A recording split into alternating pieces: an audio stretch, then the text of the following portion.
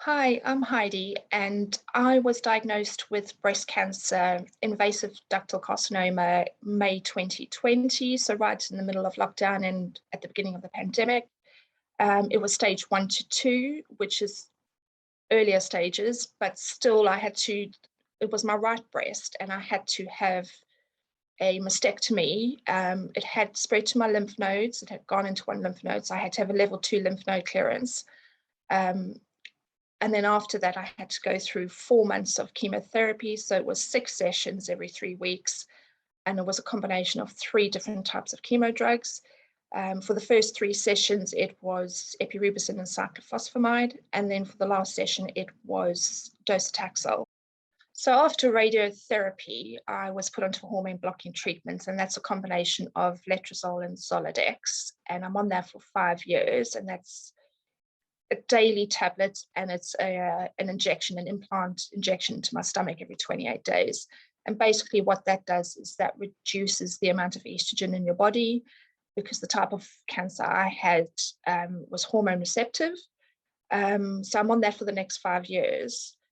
And then hopefully I'll come off that and that'll be treatment finished. I do still have to do my reconstruction surgery, which is quite a long surgery. It's about an 8-hour surgery. And basically what they do is they use the fat in your tummy and they take a skin graft from your tummy and they use that to rebuild the breast that you've lost. So that's coming up in October, November. What I will touch on, and definitely the impact of being diagnosed for me, has been it's a bit of a mixed bag, really. Initially, when I was told that I had cancer, I remember feeling this overwhelming devastation, and I was absolutely devastated to the point where I didn't know if I could cope. But I think very quickly after being told, I went into survival mode, and my initial thought was, I've got 2 young kids at home, so there's no ways I was going to leave them behind. I've got a 6-year-old and a 14-year-old, and I just kind of thought, there's no way I can leave them without a mother. So I kind of went into survival mode, and then I went through being very obviously devastated, to being very happy, very positive, very upbeat. And I decided very early on after my diagnosis that I was going to be as positive as possible and go into every single treatment as positive and as happy as possible, and look at it as a journey that would help me shape me into a better person, and hopefully come out the other side as a stronger person for it and with a bit more resilience. So the impact for me, I found being faced with a cancer diagnosis, is that people just didn't know how to react to you.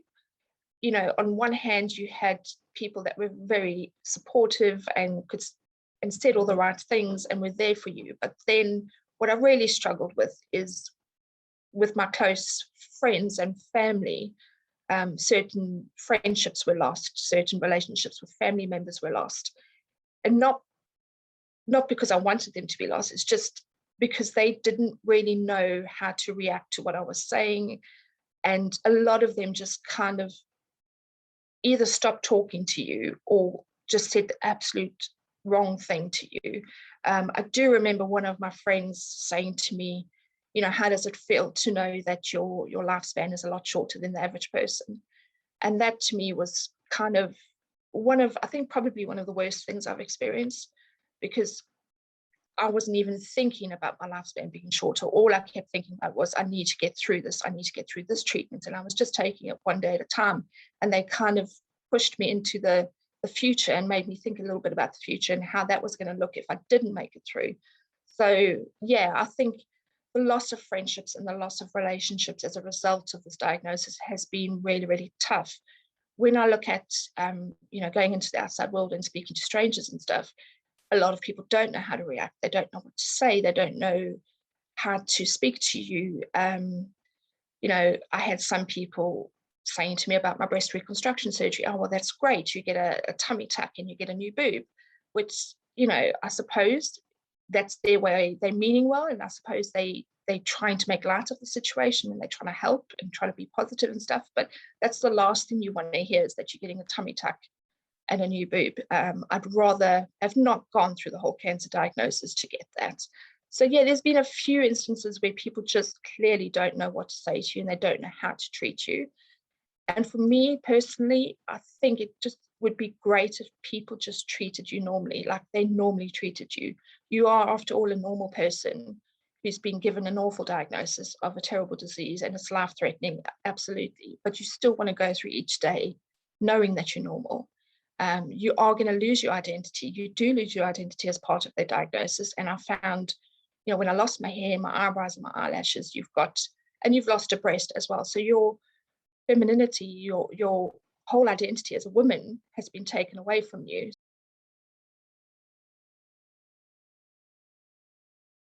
So as part of my clinical treatments, I decided to kind of integrate some complementary therapies as well. And one of the things that I did go and do was sound bath, which I had to I didn't get any information through the NHS, or I didn't have any information from the NHS on this. I had to I've got a friend who actually does sound baths. So I went to her and approached her and asked her if we could do a couple of sound baths, which honestly, I will say probably one of the best things I ever did.